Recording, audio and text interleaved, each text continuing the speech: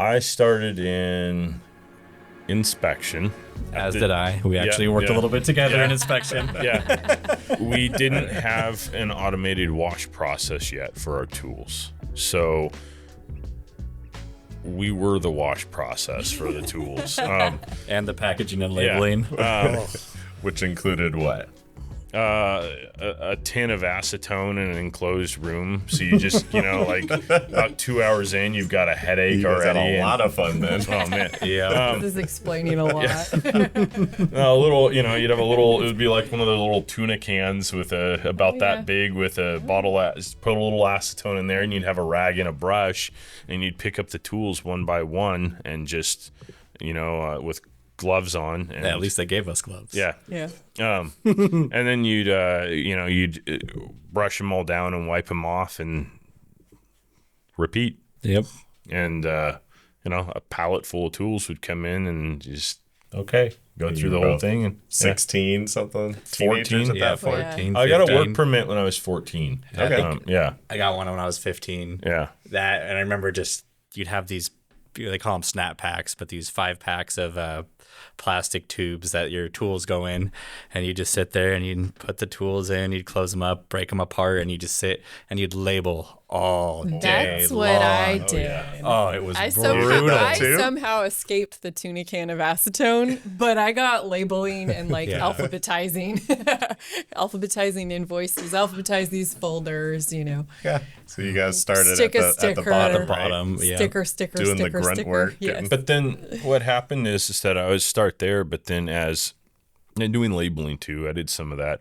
But as Dad would have time, he would pull me in for an hour here and there and start to teach me print reading and start to teach me drafting.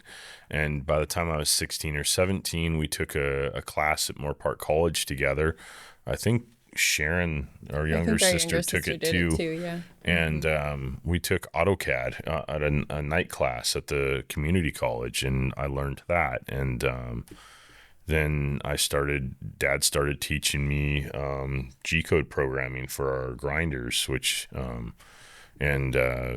like macro programming inside of it. And that was pretty cool to learn all that stuff. So, I think I was like 16 or 17 learning how to write code for machines. And so it would switch back and forth between doing some really cool things and then back to the tuna can. Tuna can. So from tuna can, I did a small stint in the shop. It was about 6 months, and they put me on one of the manual grinders, putting the chamfers on. I think it was our helical back rig boring bars. That. Yeah. And I would sit there, and basically you'd put your tool in. You'd do some probing, and then you'd have your little wheel that you'd send the table back and forth on, and you would literally just move your arm back and forth for hours. Feed in a little bit at a time. And you'd feed in just a little more, making the chamfer bigger, and you'd finally be done after an hour, and they'd bring another box of tools over, and you're like, oh no. And I think at that point I realized that's not where I want to be. Because I remember coming home and my arm would just be so sore from just the same repetitive movement. So I quickly left that department and, thought that'll be Jonathan's specialty. He'll move on into more of the production side. And my mom was also, she was a lot more in the financial side of things. So after I stopped doing that, I started working with our accountant. And with her, I would do stuff like bank recs, cash receipts. We'd handle a lot of the money stuff. She'd teach me about financial statements, and I'd help her do bits here and there, and just all sorts of different accounting stuff. And so I worked with her for probably 2 or 3 years, and then after that, the goal, I guess, with my mom and I was I'd just kind of move around to different departments and just kind of learn as much as I can. So I started off in accounting, and then I moved over to the purchasing department, and I worked there, and I helped work with our vendors and do a lot of the purchasing for our company, do a lot of the receivings, learning how our system worked. And then from there, I actually moved to Texas for a little bit. I worked remotely in Texas, and I love Texas a lot. Yeah, we did too. Austin was awesome. But I was there for about 2 years, and I worked remotely. And I did a lot of like sales data. So I worked with our sales manager and got to know our reps, planned some big sales rep meetings, had them all fly out. I'd fly back to California, present a bunch of data, and just kind of help create some synergy between all our reps and worked through that, moved back, and then kind of fell into not fell, but kind of pushed myself into more of like a general manager role. And I started working with our customer service and our shipping departments, shipping and receiving, and, helped build out those departments. Started working with Todd more closely, our national sales director, on working with our customers and working through pricing and just basically learning as much as the non-production process of our company, and understanding how all the systems are intertwined, how they interact with each other. And then recently moving up to the operations field, just that really, I guess, kind of sparked my interest more than anything, just trying to make things as efficient as possible and understanding all the routes that, certain data could flow in our company, whether that data is an order coming in or whether that data is a tool going out or what have you. And I've been there ever since. Yeah. So that's kind of been my upbringing in the company, with a little bit of family drama along the way, which I'll spare you all. Right. Yeah. But that was kind of my upbringing in the company. Yeah. I went.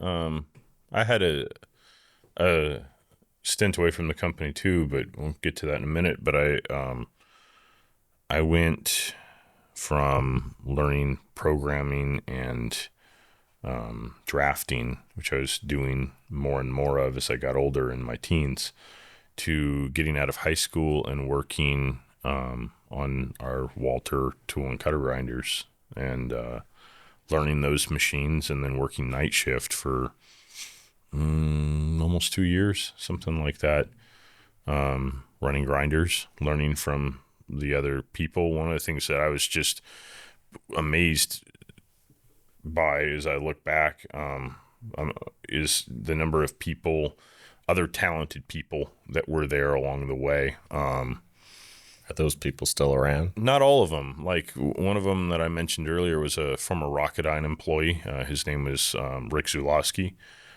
He was a tool maker there, and tool maker in making cutting tools, but also a tool maker in like tool maker machinist. And he knew some of those skills as well. And so he taught me how to do things like how to make parts and how to make precision tools on our lathe and mill.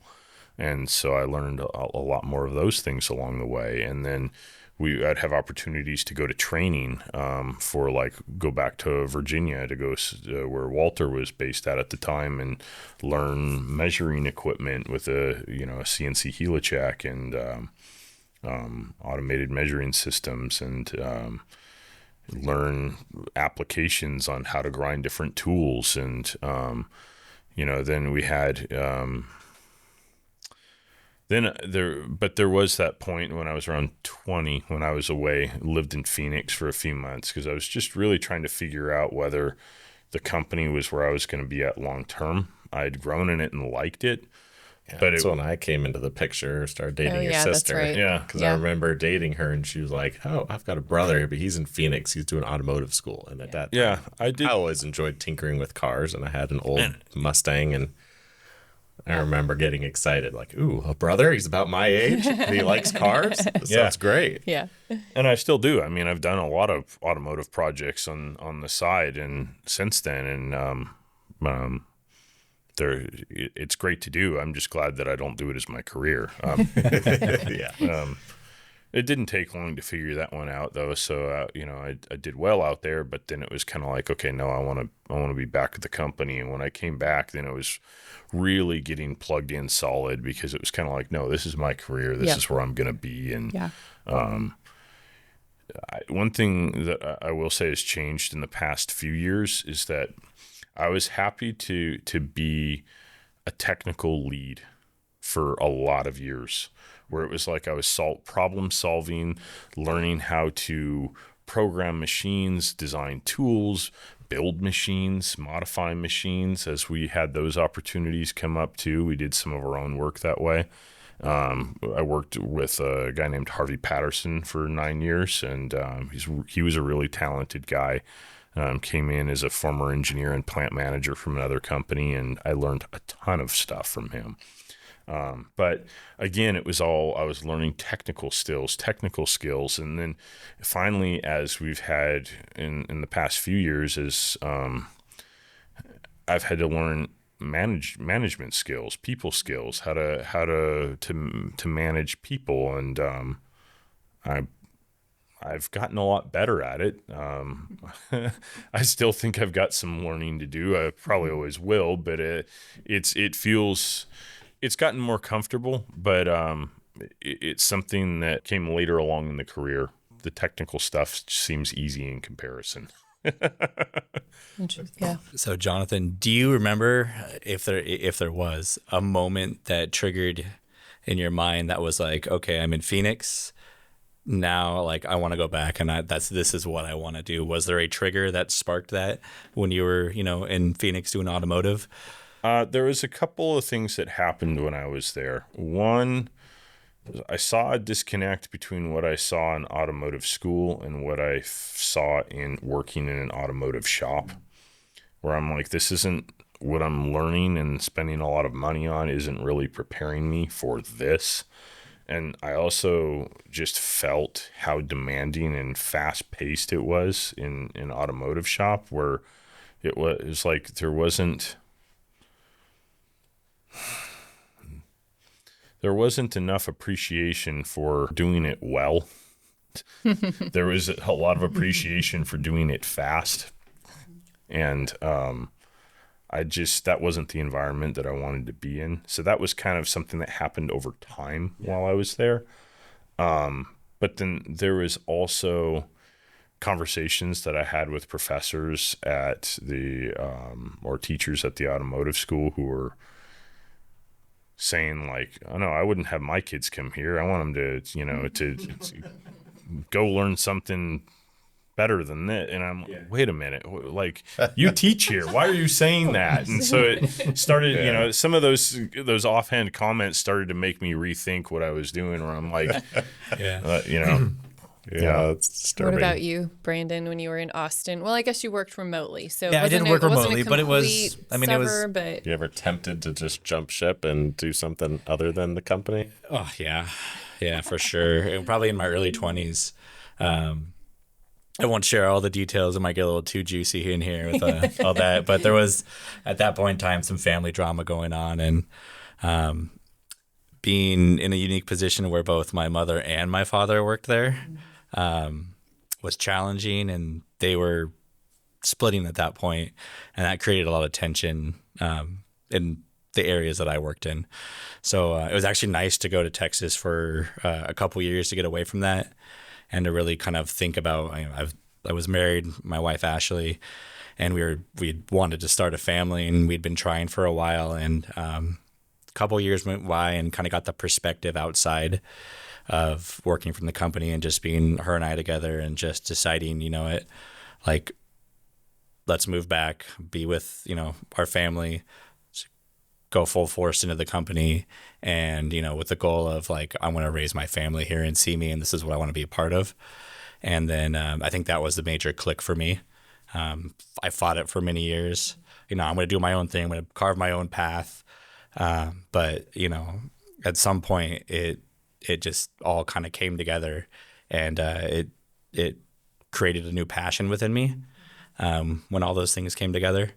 And I came back in a much better headspace than where I was at when I left for those couple years.